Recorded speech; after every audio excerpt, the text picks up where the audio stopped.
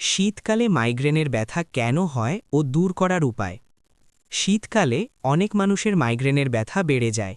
এর পেছনে কিছু নির্দিষ্ট কারণ আছে, আবার কিছু কার্যকর উপায়ও আছে যেগুলো মেনে চললে ব্যথা অনেকটাই কমানো যায়।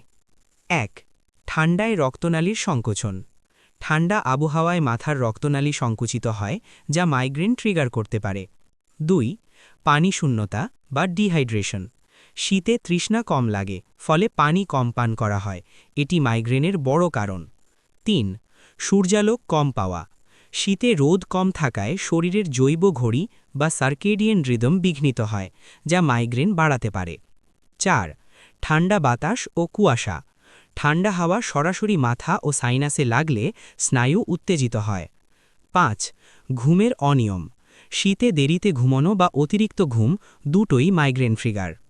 দৈনন্দিন অভ্যাস। পর্যাপ্ত পানি পান করুন, হালকা গরম পানি হলে ভালো। মাথা ও কান ঢেকে রাখুন, টুপি বা স্কার্ফ ব্যবহার করুন। নিয়মিত ঘুম, প্রতিদিন একই সময়ে ঘুম ও জাগা। ঠান্ডা বাতাস এড়িয়ে চলুন। ঘরোয়া উপায়। আদা চা বা আদা পানি প্রদাহ কমায়। হালকা গরম সেঁক কপাল বা ঘাড়ে ১০ থেকে ১৫ মিনিট। ডার্ক ও শান্ত ঘরে বিশ্রাম, আলো ও শব্দ কম রাখুন। এড়িয়ে চলুন খুব ঠান্ডা খাবার বা পানীয়, দীর্ঘক্ষণ মোবাইল বা স্ক্রিন, ক্যাফিন হঠাৎ বেশি বা হঠাৎ বন্ধ। কখন ডাক্তারের পরামর্শ জরুরি?